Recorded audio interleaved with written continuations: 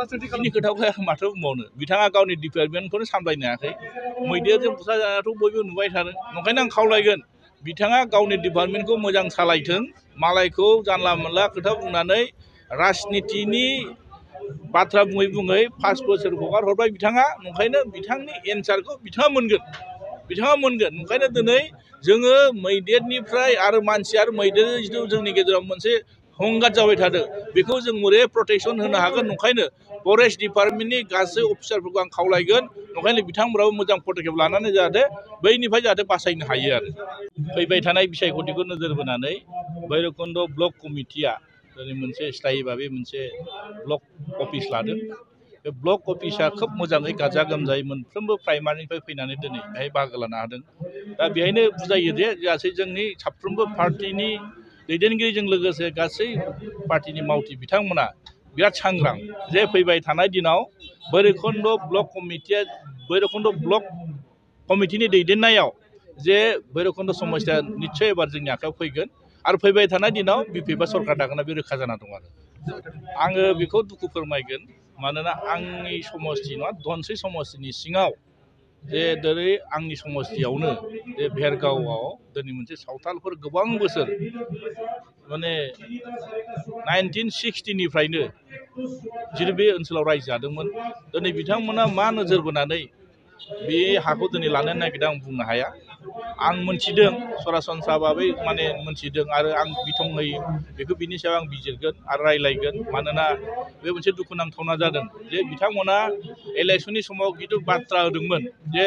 BTC ओनसोलनि गासै सुबुं माहारिफोरनि हा हुखौ न्यायदि खालायगोन होननानै बिथांमोना खोथा होदोंमोन मास मोनसे 15 दिननि गेजेरावनो खालायना होनायनि खोथामोन दिनै नुनो मोन्दों जे बिटिसि ओनसोलाव थानाय बर'जों लाफानानै गुबुन हारि माहारिफोरनि हाखौ दिनै बिथांमोना गासैनिफ्राय दिनै बिथांमोना बन्सित खालायदों दिनै नुनो मोन्दों जे माखासे अधिकारफोरखौ दिनै बिथांमोना जोंनि आखाइनिफ्राय सेना लांनो नागिरनायखौ जों नुनो मोन्दों ओंखायनो मा उद्देश्यनो जों मिथिया आं दुखु फोरमायदों ओंखायनो जाहाथे बिथांमोना जिथु बाथ्रा होदोंमोन जिथु खोथा होदोंमोन जाहाथे साफ्रोमबो मानसिफोरनो हानि पाट्टाखौ खालायना होनायखौ आङो बिथांमोनखौ खावलायगोन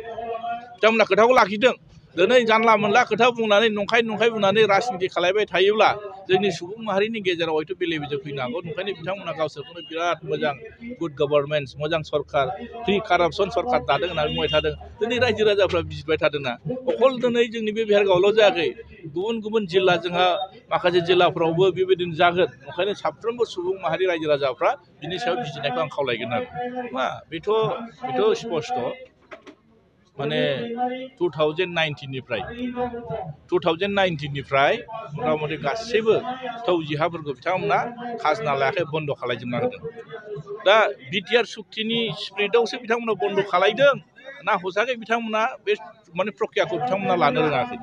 ओंखायनो दिनै नुदों जिथु रायजो राजाफ्रा खहा जादों मोनसे संखिनाय फैदों जे मानो थाखाय खाजोनाखौ लायाखै बिपिएफनि दैदेननाय दिनाव दिनै बे खाजोनाखौ लानो हादोंमोन दिनै इउपिपिएलनि दैदेननायाव मानो खाजोनाखौ लानो हायाखै दिनै बिथांमोननि गोसोआव सोंलु फैदों ओंखायनो रायजो राजाफ्रा बेनिफिट मोनाखै जोंनि बिटिसि ओनसोलाव थानाय गोबां सुबुं माहारिफोरनि हाया फौजि गोजा फौजि हाखौ दिनै बिथांमोना खाजोना होनो हायाखै माने माखासे सरकारि आसनिफोरनिफ्राय माखासे बै माने जायफोर बेनिफिसारि जायफोर बेक्तिफ्रा दिनै बन्सित जानाय ओंखायनो नुनो मोन्दों माखासे स्किमफ्रा दिनै बिथांमोना नांगौखिनिखौ मोननो हायाखै ओंखायनो आं खावलायदों जाहाथे बिनि सायाव रायजो राजाफ्रा सांग्रां जानाया मोजां हाखौ साफ्रोमबो मोननांगौ आरो बिनि बिटिसिनि बासिन्दा हिसाबै बिथांमोना हाखौ होजानायखौ जों लुगैयो ओंखायनो जों बिपिएफआ मोनसे थांखि लादों फैबाय थानाय 2025आव जुदि बिपिएफआ सरकार फैगोनाथ' रोखाखा सरकार फैयोब्ला बे हानि पाट्टा प्रसेसखौ जों साफ्रोमबो जोङो मावनानै होगोन होननानै जोङो थांखि लानानै CWCआव थांखि लानानै जों बेखौ खामानि मावनो थाखाय जों आवगायनो थाखाय रेडि मेन्टेलि गासिबो जों रेडि आरो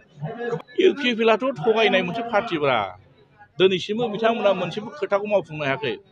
नोंथांमोना आं मोनसे उदाहरन हिसाबै बुंनि बिटिआर सुक्ति खालायना लाबोदों मोजां खोथा जों बयबो एक्सेप्ट खालायदों जों ग्रहन खालायदों दिनै दफाफोरखौ बिथांमोनाथ' मावनो हायाखैना फाउन्डार सुक्तिखारि रन्जन दैमारि बिथांखौ दिनै जेलाव बिथांमोना जोबथेनानै दासिमबो मुक्त खालायनो हायाखै बेल' नङा आरो बिथांमोनजों लोगोसे थाफानाय माखासे एनडिएफबिनि सेंग्राफ्रा दिनैसिमबो दङ जोंबो दुखु नाङो मानोना जों दिनै एनडिएफबि जानानै जों खुलाहै जों गिदिंनो हादों दिनै राजनिति खालायनो हादों सोरबा इलेक्सन गेलेनानै EM जानो हादों सोरबा डिपुटि चिफ जानो हादों जोंबो MCLA जानो हादों खिन्थु माखासेया मानो दिनै जेलाव थागोन जायफोर दिनै एनडिएफबि मेक्सिमाम एनडिएफबिनि सेंग्राफ्रा दिनै जेल माने दिनै जेलनिफ्राय जानानै फैनानै दिनै माखासेफ्रा दिनै दंब्लाबो दिनै केसानो जोबाखै नंखायनो दिनै केसाबो जोबाखै आरो बिथांमोननो रिहेबिलिटेसन होनानै बाद दोन मुंख्लंफोरनि खोथा दिनैसिमबो फाइनाल खालामनो हायाखै